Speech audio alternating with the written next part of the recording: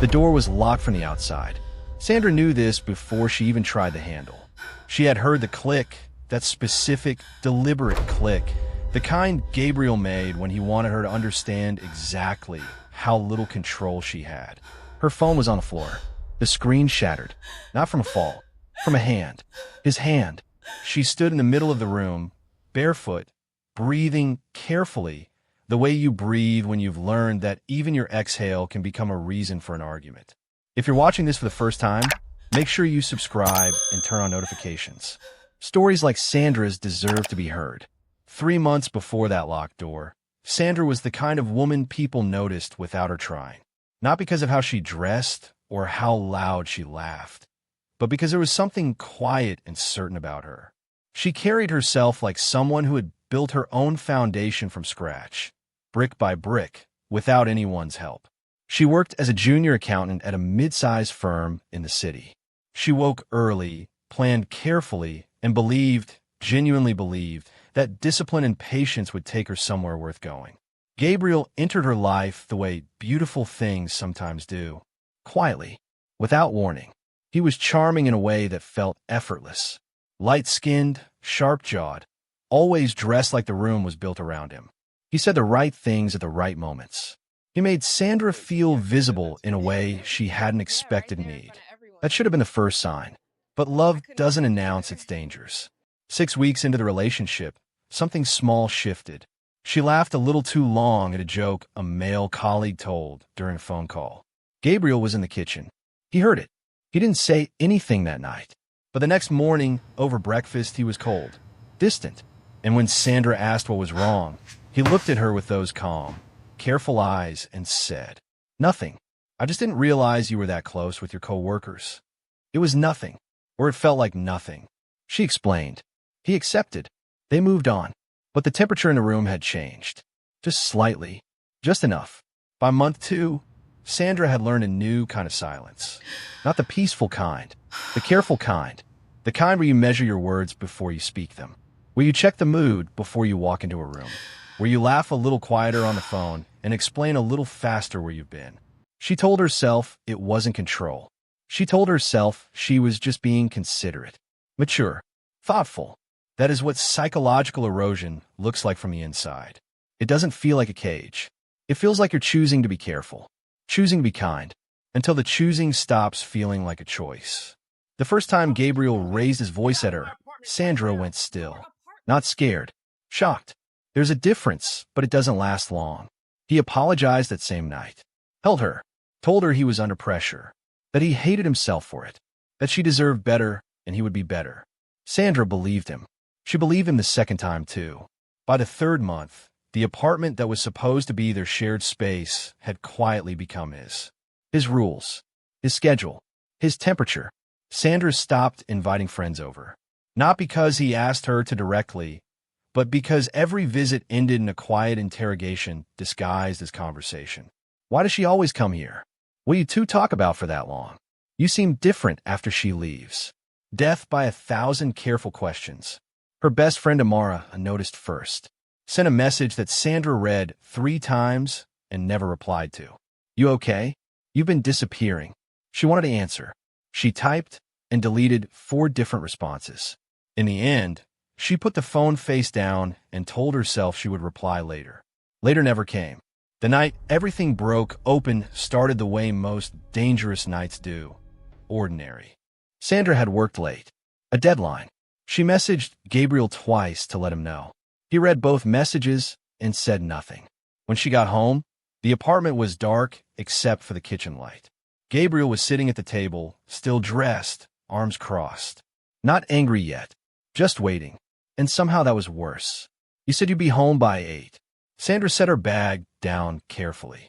"I sent you messages, Gabriel. There was a deadline. I'm not talking about the messages." She recognized the tone. Low, controlled. The kind of voice that isn't loud yet, but is building towards something. She had learned to navigate these moments, offer calm, offer explanation, give him nothing sharp to hold. But tonight she was tired. Genuinely, deeply tired. "I'm not doing this tonight," she said. Quietly. Not aggressively. Just honestly. That was all it took. He moved fast, not toward her, toward the counter where her phone was charging. She didn't understand what he was doing until she heard it. The sharp crack of the screen hitting the edge of the table. Then again, until the screen went black and the glass spread across the floor like something that couldn't be taken back. Sandra didn't scream. She stood very still. Gabriel walked to the bedroom door, opened it, and looked at her with something in his eyes that was colder than anger. Go inside. She walked in, because she didn't know what else to do. Because the rational mind, under real fear, sometimes chooses the smaller danger. The door closed behind her. The lock clicked, and Sandra stood in the dark, barefoot, breathing carefully, holding the pieces of herself together with nothing but her own two hands. She did not know that somewhere in this city, in a building with no visible signage and cameras on every corner, a man named Joon had just received a message. He read it once, set his phone face down, and stood up slowly. Sandra sat on the edge of the bed and counted her breaths. Not because anyone told her to, but because it was the only thing in that locked room that still belonged to her. Her breath, her count, her small, private act of holding herself together. 1, 2, 3. The apartment was quiet now. That specific kind of quiet that follows destruction. The kind that feels less like peace and more like the air holding its breath. She could hear Gabriel moving in the kitchen, the scrape of a chair, the sound of the refrigerator opening. Ordinary sounds doing an extraordinary job of making her feel insane. Because how could someone smash a phone, lock a door, and then casually reach for something to drink? That was the part no one ever explained about this kind of relationship. It wasn't always fire. Sometimes it was ice. And ice, she had learned, was harder to name. Sandra looked at her hands in the dark. She was trembling, slightly. The kind of trembling that the body does when the mind is trying to stay in control and the body is less convinced. She thought about Amara, about the message she never answered, about the 4 responses she typed and deleted like they were confessions she wasn't ready to make. You okay? You've been disappearing. She understood now what Amara had seen from the outside that Sandra couldn't see from within. You don't see the walls when you're the one being slowly surrounded by them.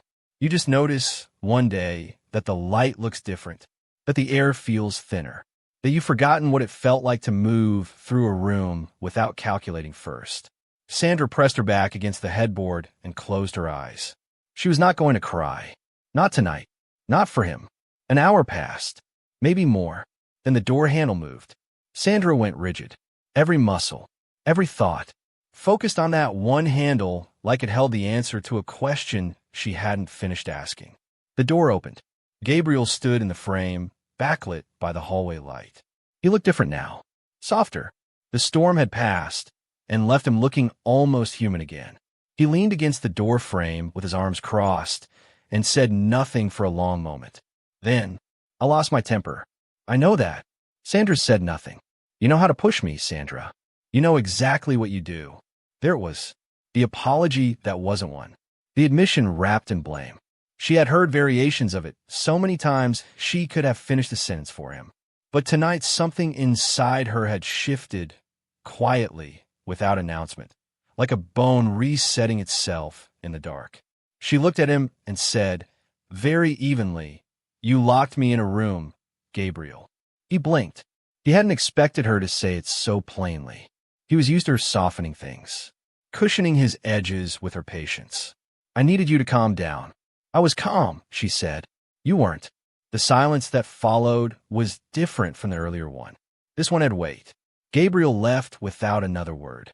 The door stayed open this time. Whether as a gesture or an oversight, Sandra didn't know. But she didn't move immediately. She sat with the open door like it was a test. Like the moment she trusted it, it would close again. She gave it 10 minutes. Then she stood, walked out of the bedroom, picked up her shattered phone from the kitchen counter where Gabriel had left it, and sat on the couch with the broken screen in her lap. The phone was dead. Completely. No emergency call. No way to reach Amara. No way to reach anyone. She looked at the front door. Thought about it. Genuinely thought about it. But Gabriel was in the next room. And the last time she had done something he didn't expect, she had ended up with a locked door and glass on the floor. She didn't know what the next version of that looked like. and the not knowing was its own kind of prison. So she sat and waited and thought. What Sandra didn't know, couldn't have known, was that she wasn't as invisible as she felt. The building she lived in had recently been acquired, not by a property company, not by any name that appeared in public records. The acquisition had been quiet, deliberate, and total. New cameras, new access points, a new security infrastructure that most residents never noticed because it never announced itself. The man behind it didn't announce himself either. Joon was 41 years old and had not raised his voice in public in over a decade.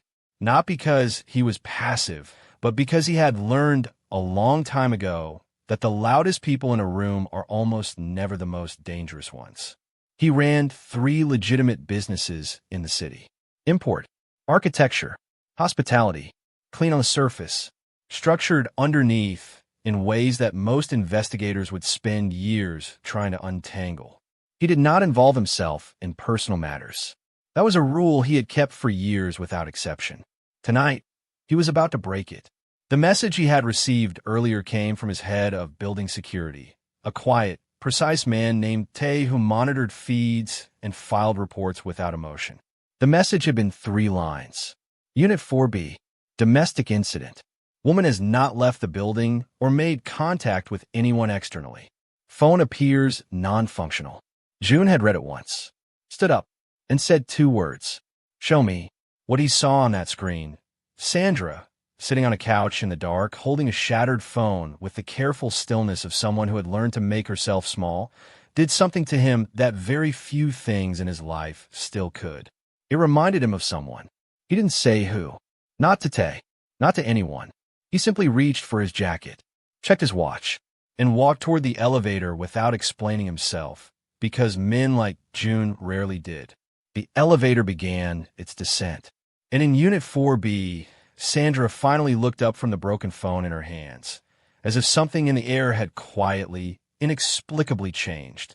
Sandra didn't hear the knock at first, not because it was quiet, but because her mind had drifted to a place far from that apartment, a place where she was younger, lighter, before she had learned what it cost to love the wrong person. She was thinking about her mother's kitchen, the smell of groundnut soup on a Sunday, the sound of Afro beats playing from a small radio on the windowsill. She had been happy then, simply, uncomplicated happy. The knock came again, 3 times, measured, unhurried. Gabriel appeared from the bedroom doorway, eyes narrowed. He wasn't expecting anyone, neither was Sandra, but something about those 3 knocks made her sit up straighter, instinctively, without understanding why. Stay there, Gabriel said, to her, like she was something he could arrange. She stayed, but her eyes didn't. Gabriel opened the door. The man standing in the hallway was not tall in a threatening way. He was composed in a way that made height irrelevant. Dark jacket, hands relaxed at his sides, eyes that moved once across the apartment and took in everything without appearing to look at anything. Joon, can I help you? Gabriel said. His voice carried the practiced confidence of a man who had never truly been challenged. I own the building, Joon said, simply, without emphasis, the way someone states a fact they have no need to prove. Gabriel's expression shifted, barely, but Sandra caught it. A flicker of recalculation. There was a report of a disturbance in this unit. Joon continued. I came to verify it personally.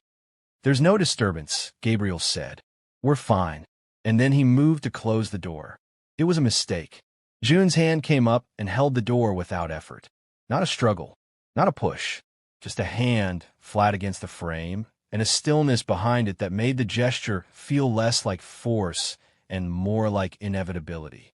Gabriel looked at the hand, then at Joon, and for the first time that night, for possibly the first time in a very long time, something flickered behind his eyes that was not confidence. It was the beginning of fear. He made one more error.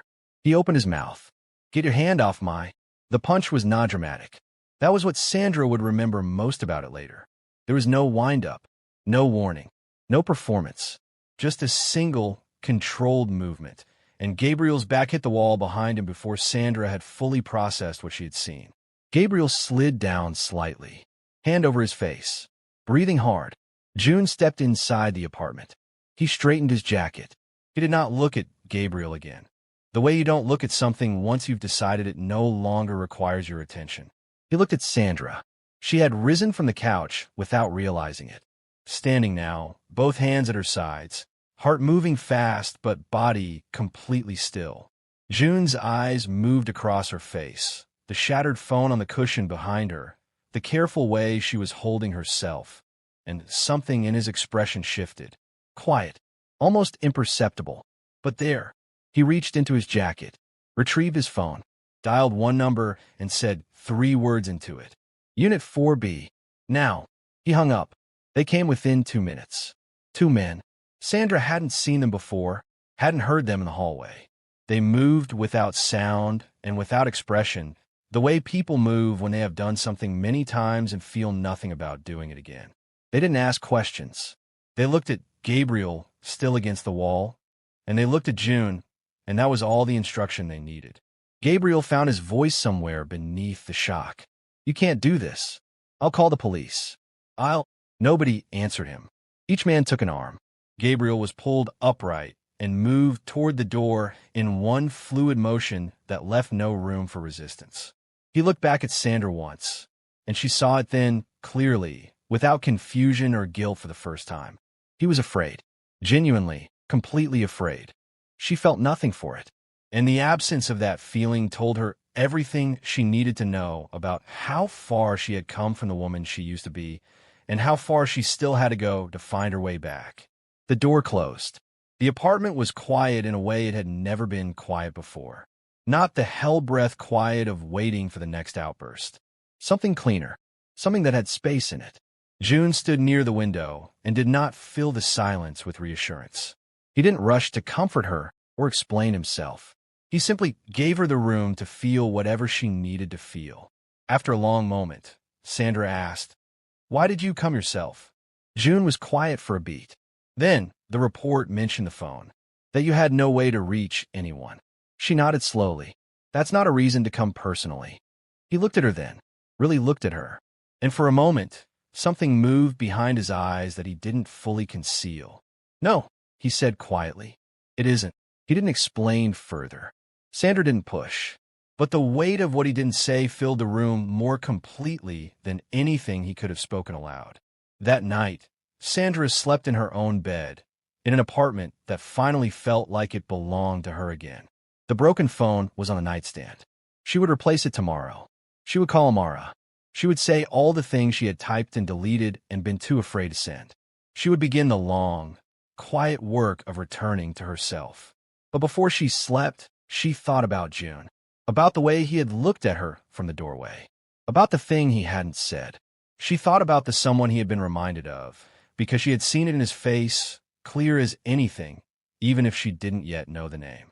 She thought about how a man that controlled, that composed, that carefully removed from the world of ordinary feeling, had put on his jacket at midnight and come down himself. Not because of a report, not because of a policy, because of her. Sandra closed her eyes. Outside, the city moved in its usual indifferent rhythm. But somewhere in this building, in a room with no visible signage and cameras on every corner, a man named Joon sat alone, looking at nothing, thinking about something he had not thought about in years, and whether that was the beginning of something or simply the ghost of something long buried. Neither of them knew yet. If this story moved you, share it with someone who needs to hear it. Subscribe to Afro K Tales, because every story we tell is a story that deserves to be remembered.